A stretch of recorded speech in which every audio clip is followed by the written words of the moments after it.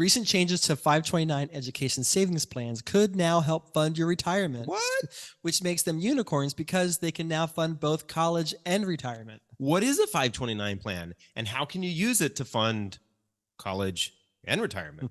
Well, you're listening to Queer Money episode number 422, and today we're joined by Paul Curley, Director of Savings Research, where he oversees data, research, events, and is a thought leader on 529 education plans, as well as ABLE accounts for institutional clients. Paul shares the ins and outs of 529 plans, including these important changes that recently happened. So let's get on with the show. The mission of Queer Money is to financially empower the LGBTQ plus community. Join us in thanking Capital One for supporting that mission. Welcome back, folks, to another episode of the Queer Money Podcast. Today, we are talking about a topic that I think a lot of LGBT folks are not necessarily really engaged with, in part because the vast majority of us do not have children. And so this topic is not something that is a conversation piece in our community. We don't talk about it at brunch for some reason. But there have been some changes to this topic that may encourage more of us to be thinking about this, even those of us who are a little bit older. But definitely, we know that more of us are having children. So we are joined today by Paul Curley, who is a specialist when it comes to talking about 529 plans. So welcome to the Queer Money Podcast, Paul. Thank you. Thank you for the opportunity. Definitely. Absolutely. Yeah. So just to get us started, since it's not a topic so many of us are familiar with, what is a 529 plan and where does that number come from? Great question. A 529 plan is a tax-advantaged investment vehicle that helps all families in the U.S. save and pay for future educational expenses. And the number 529 itself, comes from a tax code, IRS tax code. So as much as 529s are great, and it's a great product, but more people need to know about it. The number itself comes from tax code, so we're trying to work and help get the message out there to as many families as possible. It needs a sexier name to catch people's attention. Yeah, exactly. Or we need just to figure out how to spice it up. How do you spice up your 529 marketing, right? Yeah. Right. So you say that it's a vehicle for families in the U.S. to be able to plan for, I want to say college, but it's evolved to so much more than that, right? Give us some idea of what a 529 plan can be used for and how it has evolved over the last few years, especially. Great question. And it really has evolved, greatly. So at the very beginning, in the 80s, it was really just for college tuition. And it expanded over to room and board. It expanded to computers and peripherals. We're all on computers, and that makes sense. And then more recently, it expanded over to apprenticeships and K through 12 tuition, and even repaying student loans up to $10,000 for a lifetime.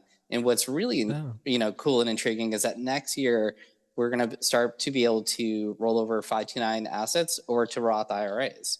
So it's really just opened up this whole door of options to in terms of planning. It's like what happens if you don't go to college? So it's like, well, what if they go to apprenticeships?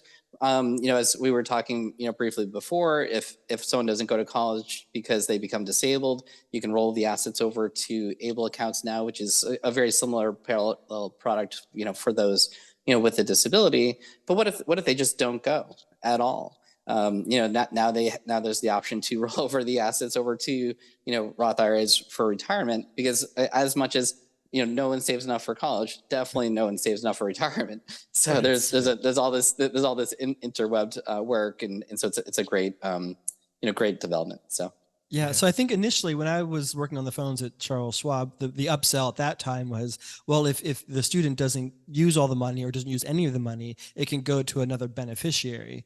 But now they've greatly expanded it. So can you still change the beneficiary and also still fund various Roth IRAs and help pay down existing student loan debts for various people?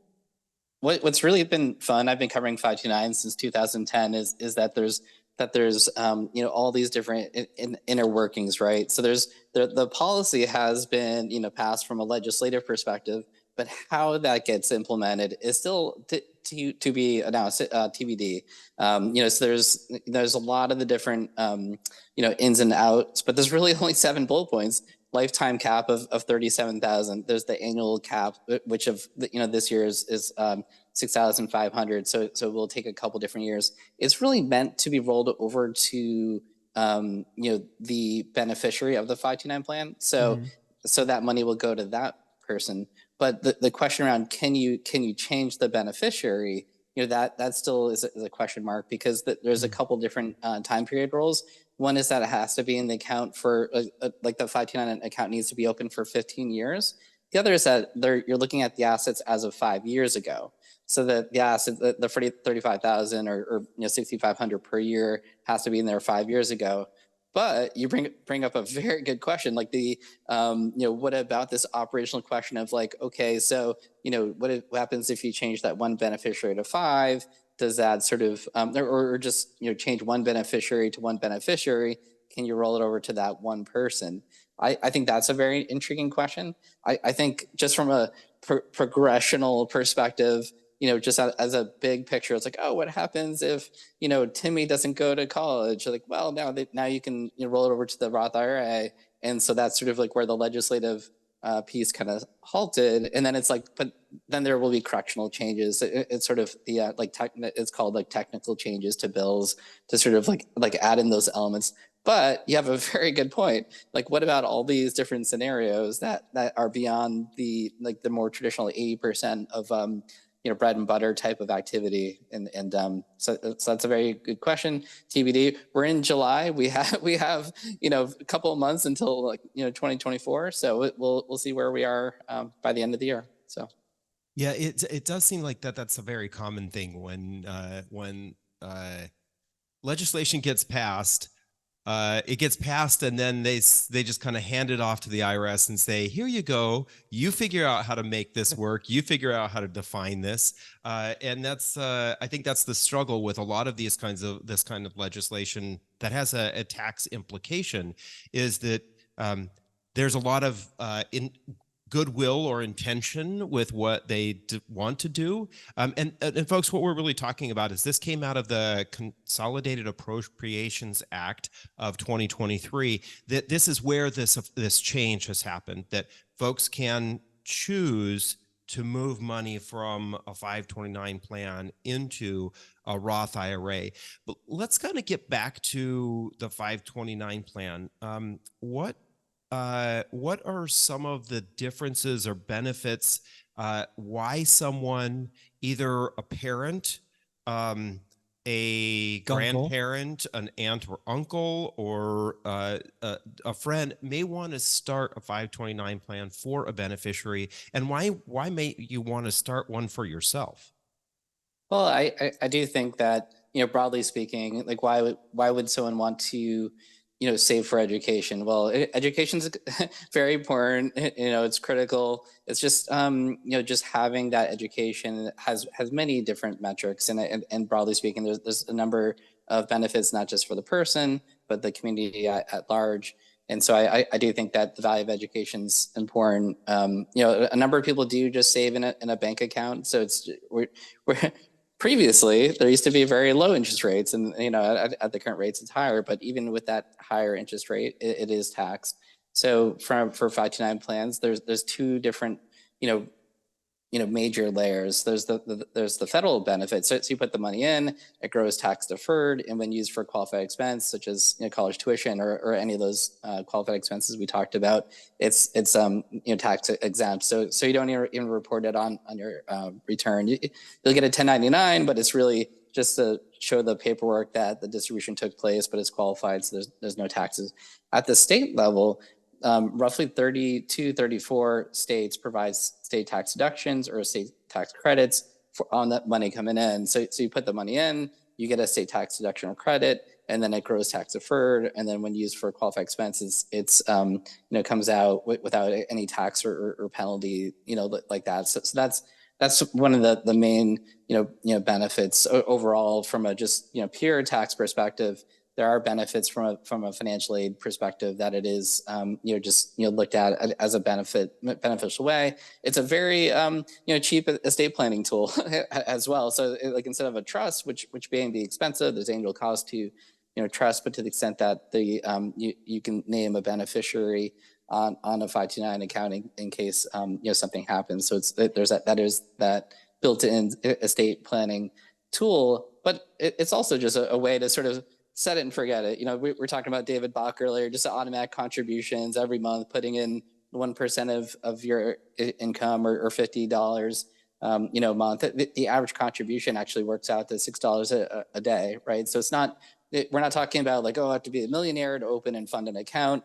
A lot of plans actually don't have account minimums to open up. And then a lot of people, on average, when you balance it all out, the average amount going in is $6 a day. What's very intriguing for that financial aid element, it's only counted as 5.64%. So I love the example of you put in $6,000 and you pay $6,000 for college. Some people are pay when the bill is due. They pay 10 because it increases from 6 to 10 with tax benefits and growth, or you end up paying 24,000 off of student loans, right? So it's like everyone pays the different amounts, right? If you save versus pay at different points in time. So there's a smaller impact to financial aid, but so there's 5.64% is just for the parent. And as we think about everyone else, with the Financial Aid Simplification Act going into effect, next year, basically this fall, that 2023-2024, academic year, we'll be using the Financial Aid Simplification Act, which is really cool because there's all the different, grandparents, aunts, uncles, friends, and family, and anyone who's involved in saving and paying for this person and their family. There's no impact, from a financial aid perspective, either as an asset or an income perspective. And I think that's a very intriguing item, so that, if you have someone, a loved one in your life, and you're saving for someone who may not be like your child on paper, then that there's going to be no impact for that person from a financial aid perspective, which is really cool. Tired of all the credit card offers you get from your current credit scoring app? Download CreditWise by Capital One today to avoid them.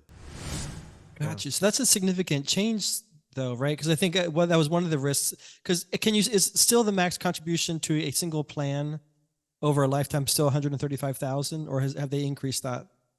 That's kind of dramatically. So there's all these different mathematical pieces where it was like the maximum for in-state schools. So it's like the average is actually closer to 436,000. Whoa. Like in terms of the maxes, I think that the top one is getting closer to 600,000. The smaller ones, perhaps in the southern belt are closer to like 220,000, which is still significant, right? Absolutely. Because you're looking at 4 years of school of your most expensive school, like in-state, plus your most expensive grad school, which is typically your medical school. So it's like that full cost of education. Now here's where things kind of get interesting. As you expand the number of qualified expenses, from just college and grad school to apprenticeships and rollovers to Roth, that those caps are, could potentially arguably be higher. So it is sort of an interesting dynamic, but, by and large, a very small, like I'd say like 1 or 2% based off of our research really are talking about that really hitting those cap levels, broadly speaking. So sure. It's interesting. I'm going to jump back to something you talked about here, this whole idea of when you're going to pay for it and how you're going to pay for it, right? So you have parents who have the choice to put in that $6 a day, or they have the choice to pay for college when their kids are in college, or they have the choice to pay for their college through student loans. And all along the way, it's getting more expensive the longer you wait. Same cost. The cost of covering that gets more expensive because you're not tapping into the power of compounding interest, because you're actually switching the power of compounding interest from being in your favor when you're contributing to a plan like this Early on, all the way to switching the power of compounding interest towards the banks because you're paying for the interest through student loans. It's interesting. There's been some data that came out recently, a study that was performed by savings.com that showed that parents who have adult children, roughly 50% of parents who have adult children are funding their children's livelihood in some manner. Some daily expense. Even people who are in their 20s and 30s and older, and the average amount that they're spending is $1,442 a month. So what you're kind of getting at here is that if parents, aunts and uncles, grandparents decided to front run this to a certain degree and put it into a 529 plan, they may be alleviating themselves from having to pay so much later on in life, not only for the student loans or for college, but potentially their kids would be making enough money to cover those kinds of expenses themselves because they're no longer having to pay for student loans. Yeah, very, very well stated. At the end of the road, a lot of the times you're just, as some people say, once they hit 18, 19 years old, it's like, I don't care how much the cost of college is. I need to get you off my couch, right? So, for my transparency, my child is 10 and 7, and so from that perspective, so I don't have a teenager yet. I don't have a 13-year-old yet, but usually when they hit that 13-year-old age, you're like, I'm going to start saving a lot to get them on the next stage. I need to get you out. So, right. Very well stated. Relationship becomes acrimonious. Yeah. Yeah. So I would say, if you do have children, folks, really consider this idea of using compounding interest as a benefit for yourself. Whether that's for your children or for yourself, because we can start a 529 plan for ourselves, right? We can open up an account and start funding it for ourselves and get the tax benefits both through growth, or if we live in a state that has high income taxes, we have that tax benefit then. I think there's two very good points. One is that you can actually open up the 529 account for yourself. And maybe you want to go to grad school later. Maybe you want to be a lifelong learner or take a class at a local community college. Maybe you want to go to Italy and study Italian before you go. That's a really cool idea. Ooh. But also with the Security 2.0, kind of legislation, in 15 years you can use that to fund your Roth IRA. Now why is that a very intriguing piece? Well, we also have the compounding interest you were talking about. So me being in Pennsylvania, I get a tax deduction up to $17,000 per person, for a tax deduction from my state income tax for contributions into the 529 plan. Our current state tax rate is 3.6%, but they're looking to move it up to 6%. So it is a material. So not only do you get the compounding interest, but you're also getting compounding interest and state tax deduction. So that's intriguing. And of course, that does kind of vary state by state. Before I was in Pennsylvania, I was in New Hampshire, so you don't even file state tax deduction, like your state tax income, because there is no state tax income. So it is sort of like an intriguing conversation. But even at a minimum, that federal tax deferred growth and that state tax deferred growth is very intriguing. And of course, yeah, I do think that there will be a number of people who do open up a 529 account for themselves because they can either use it for someone else in their life or change the beneficiary, or they can use it to fund their own Roth. And I think that's a very intriguing conversation in 2023. And when I look at the video in 15 years, and so we can kind of think about it, like who took advantage of that. I think that's going to be a great planning opportunity for families across the U.S. Yeah, it's become such a better tool. I mean, people were excited about it when I was on the phone in the early 2000s. It's just an even better product now. So let's talk a little bit more about the Roth contribution benefit. So say today I'm almost 50. I decide to open up an account and we contribute $5,000 a year into this 529 plan, each for ourselves, because we want to move to Spain and then take some culinary classes and take some Spanish classes and be able to speak Spanish more fluently. We could use that money to help fund that education, and then whatever is left over, we could put into a Roth. Is that all legal? Yep. Yeah. I mean, so it's gonna be the annual limit. So this year there's 6,500 cap. So it's with inflation it'll go up every year. But yeah, Mhm. so you can that basic scenario works. Just every year you'll have to make that transfer over to the Roth IRA until you get to 35,000. I imagine that in time they're going to increase that 35,000. It's just sort of like a everything kind of gets indexed over time, but Sure. lo and behold, that'll be good. And So so that's a current lifetime uh, max of 35,000 from the 529 to a Roth, yes. but that'll likely go. Okay, that makes sense. Yeah, Okay. so it's almost like they're saying the $6,500 annually is basically saying, okay, you can contribute to your Roth account via moving money over, but we're going to maintain that limit of how much you can move over, right? So if you're sitting there with $400,000 in your 529 plan because your parents and family contributed a lot, you can't move all $400,000 over to a Roth. There's limits. Right. Now, yeah. Okay. But still 35,000 is pretty significant. Yeah, definitely. Okay. Yeah, it's pretty close to the average account balance of someone who is getting close to college, like senior year in high school. That is the ballpark for the average account size.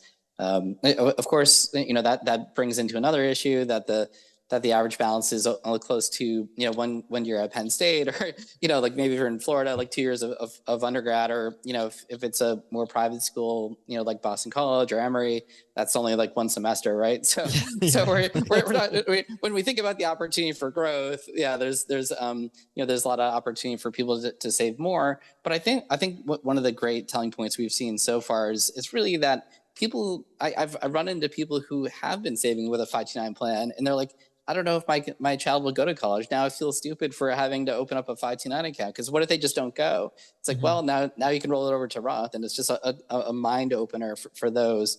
I think in terms of just big demographic trends, we've also seen people say in like Washington, or who perhaps just decide to work for Microsoft. It's more focused on specific tech skills. And Mhm. one of the other intriguing developments that we'll probably see at some point in the next couple of years is expansion of qualified expenses over to credential programs. So, Yeah. so people who want to like develop more tech skills, can go towards that route. Or hey, who knows? Maybe FinCon will create a credential program, and then we can Spend go it there. there and send it there. So Yeah.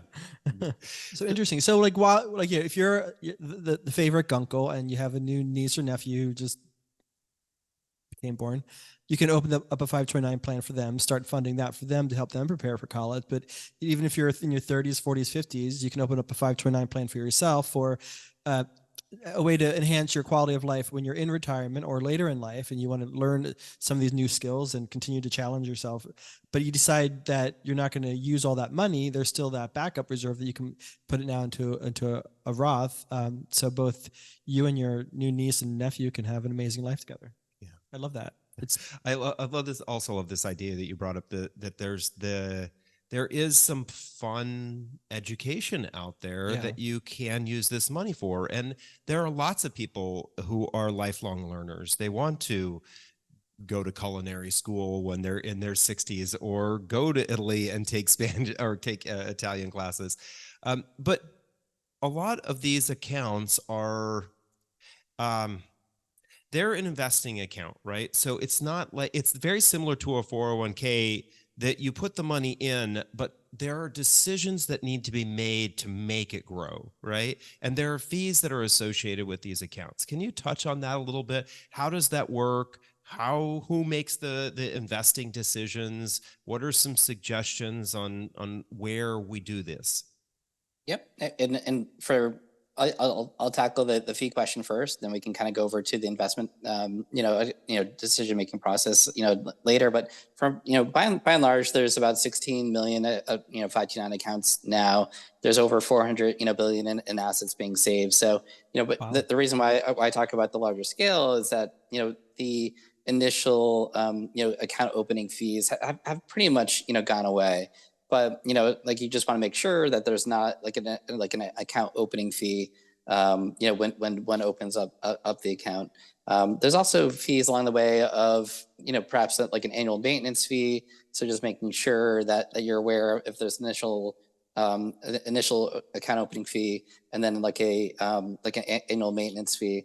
I think another intriguing question is whether or not to use a financial advisor. Financial advisors are great. They're kind of like personal trainers for working out. Like we all want to work out every day, but if we had a trainer that says like you're going to get up and put on your shoes and run, that's sort of the mentality of what I see for financial advisors. Like through all the rain of 2022, like they're really convincing you to get out there. So, but that being said, I say that just because a lot of them do charge initial fees or ongoing fees. But there's also like investment fees. Like, so there's, you look at the plan disclosure agreements and you can really see, is there a state fee? Is there a program management fee? Is there an investment fee? And then is there a distribution fee? So depending on whether one goes direct or not, like direct being, just going onto a website and enrolling, or through a financial advisor, two very different routes from a fee perspective. From an investment selection perspective, usually the investment professional advisor will choose the investments for you. But if you go the direct route, then it's really like the onus is on the the individual to select the investment options that work best for them. What's very intriguing is that we went from this age-based sort of modal where it was like, oh, your child is 2 and this is a product used for college, so it's a 16-year. So all you need to say was like, oh, my child's 2, and of course they're going to go to college, right? But and then we kind of pivoted over to enrollment date, that because of what if they're going to apprenticeships or using the money for different things. So then you're saying like a 2034, being their year that you're expecting them to enroll in college, type of thing, or apprenticeships. But now that there's this whole thing around, the ability to roll over to Roth IRAs, are we going to see just like people just investing in target risk, like these very long-term type of investments, because people are looking to save for 15 years or even longer, so you don't really need to invest in an age-based, type of option that sort of like becomes more conservative over time, because you're just staying in a longer term, type of an investment. But lo and behold, the investment decision is the person, is the investor, or it's the or it's the decision of the financial advisor. What I will say, with the debt-free guys is I think the biggest hurdle is just opening up an account. So it's just, the biggest hurdle is just like, there's the awareness issue. There's just like opening up an account, and then it's like, and then putting in, that $6 a day. And I from my perspective, of course there's a difference in fees and performance across the different options. And I'm not going to belittle that, but there's a big difference between like if you select the worst investment options versus not even open up an account, like you're still better off even if you move forward and start the route down the marathon or the hiking trail versus just starting at the just like staying at home on the couch kind of example. So it's better to get out there barefooted than to stay on the couch, because you'll probably get farther. So Absolutely. So if you listen to our interview with David Bach, and he talked about giving up your daily coffee for what do they call it? Coffee costs like $6.50 these days, if not more. So if you've given that up, now you can put that at daily expense into your 529 plan. You have all that money to go through college or to prepare for retirement. But I wanted to tackle, you touched on something that I think is a unique challenge now with some of the changes that they have made to the plans. Timmy might not go to college when he's 18 or 20 years old. And some of that money might be used for his retirement at this point, maximum of 35,000. How are you advising people? How are you advising people to determine how much risk they want to take for these types of accounts, since they are kind of like now lifelong accounts and not just accounts that you use in 18 years for a span of 4 to 8 years? Yep. Well, it's a great kind of mention. I'm not a municipal fund advisor, so I'm not a municipal advisor. So I don't recommend any type of investments to people. But broadly speaking, it does make sense that at least from a market data perspective. I'll take the market data perspective based on our market data and research. 2/3 of people do put their money into age-based tracks. And so so it's just to the extent that people are putting in age-based or enrollment date. And so that's the most, popular item.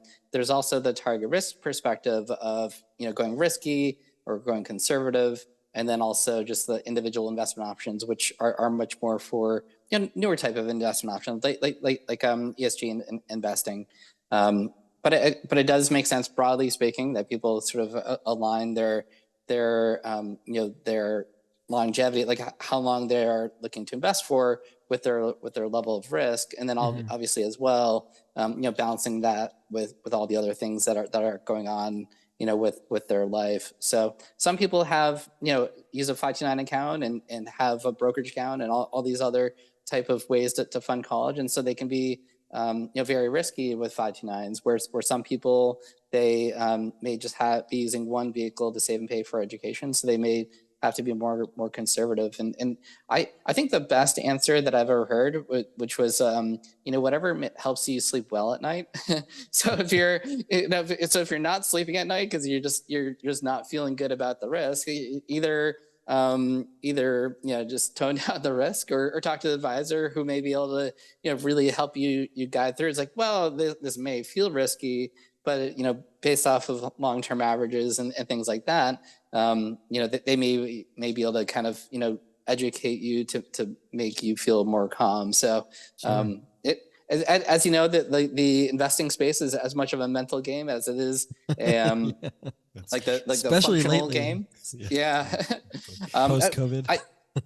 What I will say is there's a lot of focus recently on what happened in 2022. But for from 2019 to 2022, the S&P 500 was up just over 7%. So it's as sometimes we focus on year to year performance, but this is by and large like an 18-year investment or even longer if you're looking to really use it for Roth. So it's a very much of a long game. So it's as much as we look at what's going on in the stock market today and that there is only 2 investment changes allowed per year in 529. So as much as one may want to look at the market, with 529s, they're really created for long-term growth. I think one of the questions that was in the prep call was really around the questions around the investment lineups. But these are set investment lineups. So depending on which 529 plan you choose, you are sort of allocated the type of investment options you can really select. Where for a Roth IRA, you can invest in pretty much anything under the sun, depending on your brokerage firm. So you probably have a lot better sense for the number of investment options, but probably thousands. So let's just say thousands within a Roth IRA, traditionally within most brokerage houses or clearing houses or what have you. But most 529 plans, the average investment option on direct sold plans is closer to let's just say 14, and an advisor sold channel is closer to 30. So much more consolidated than everything than under the sun, right? Yeah. And I guess from that perspective, a little bit easier on the direct sold channel. We are talking about the personal finance and keeping things simple and simplistic.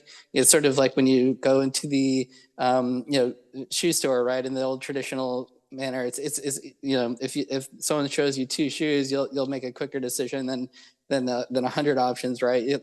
People, the tyranny of choices is the tyranny of choices. I love it. Yeah. I don't know. I struggle sometimes over the 1 or 2. It does. Right. So one other question I think that is an important one is the difference in plans that are state-based versus, I guess, non-state-based that give you a little bit more options. Can you kind of explain the difference? In part because state school-based ones have some guidelines that probably wouldn't allow you to go to Italy and take Italian classes, right? Well, there's a couple of different items there. So all 529s are municipal fund securities. So every single 529 plan is administered by a state agency. And then, but some 529 plans are much more focused on the investment manager, like Schwab, right? So Schwab is through Kansas, but when you think about Schwab's 529 plan, it's really Schwab's. but Schwab is administered by Kansas. But the real question within the question, I think, is the difference between the 93 529 savings plans. A lot of them are very similar. It's much more of like your traditional 401k and defined contributions where you put the money in and it grows depending on the volatility or performance of the market. And for those plans, by and large, you can use those for any college in the U.S. or abroad. If they have a FAFSA code, that's sort of like an indicator that you can use them abroad. But there's these other type of 529 plans. They were actually the original. So the original 529 prepaid plans were the original ones that were started in the 1980s, but there's only 10 left. So there's 10 529 prepaid plans, and they're all very different. They're all structured very different. Some of them have the nuances that you can only use them for in-state school. Some of them are nuanced where it's very specific for what they cover or they don't. For those, I typically tell people to look at the plan disclosure agreement because it will clearly say this is used for college tuition. You can use this one for room and board. Florida has a really cool one in the case that there's all these different options where there's one for in-state college, one for in-state public college, in-state private college, and then it even has options for dorm rooms. So it's like, what kind of dorm rooms do you want to have?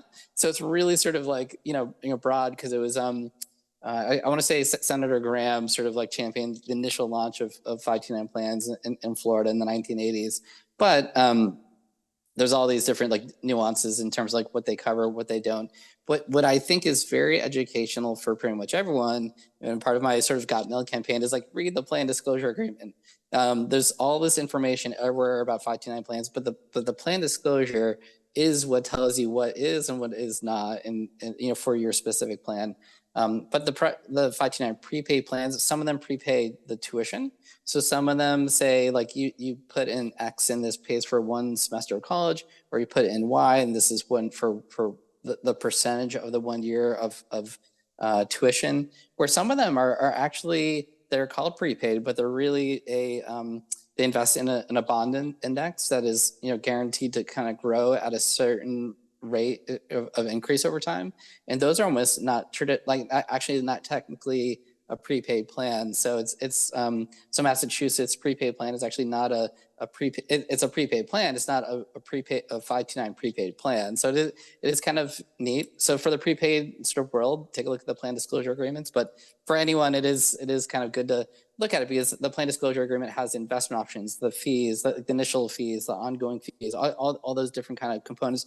Like if you can change the beneficiary or the account owner, and all the different sort of mechanics of what you can and can't do. So yeah, definitely. And the reason I bring that up, folks, is with what we see going on with LGBT laws, anti-LGBT legislation, if you are choosing a 529 plan, you may want to look at one that's flexible enough in case your kids or the beneficiary they're opening this for decides that they do not or cannot go to school in that particular state because of anti-LGBTQ legislation. Just makes them they don't feel safe in that state. So please be careful when you're opening these up. And as Paul said, make sure you're reading that plan disclosure. You really do understand what it is that you're investing in and the way in which the funds can or will be used. So we appreciate your time with us, Paul. This has been an interesting discussion. This is a topic that I think we kind of opened up with this, that there's a lot of ifs, ands, or buts that you need to be aware of. So we just scratched the surface, folks. Take your time when you're looking at these plans. Call your investment advisor if you have one, or get on the phone with the brokerage firm that you are working with and ask them what the options are, and try to understand these a little bit more. So if our audience wants to connect with you to learn a little bit more, how can they do that, Paul? Probably two different ways. One is our newsletter, 529-E newsletter. Go to 529conference.com, click the newsletter, and you can subscribe. And the second way is connect with me on social media. So I'm always happy to connect on social media and help get the message out there and get the excitement. And thank you for your time today. Of course. And you have a 529 plan conference coming up soon, right? September? In September. So it's we pull together all the different groups, and we pull in the states, the product providers, the distributors, like all the tech firms and fintech, and it's a great opportunity to learn more about 529s, and it's just a great sort of environment that gets people excited about saving efficiently for education. Nice, I love it. Well, thank you so much for your time. Yes, thank you. Thank you. Start your journey to financial independence with a checking and savings account that doesn't nickel and dime you with fees. Get a Capital One 360 checking or 360 performance savings account at Capital One today. Thank you, Paul, for helping us with this very important topic. Thank you for listening to another episode of Queer Money. Here's your takeaway from this episode. 529 plans aren't right for everyone, but just because they're not right for everyone doesn't mean they're not right for you. So do your research to see if a 529 plan is right for you, or it can help you help build generational wealth for someone you love. Then join us this Thursday when we talk about the most affordable LGBTQ plus friendly city in the great state of New Jersey. And next Tuesday when we talk about the financial reward of being your true authentic self as a LGBTQ plus entrepreneur with Matt Halloran of Proud Mouth Media. Thank you and have a great week.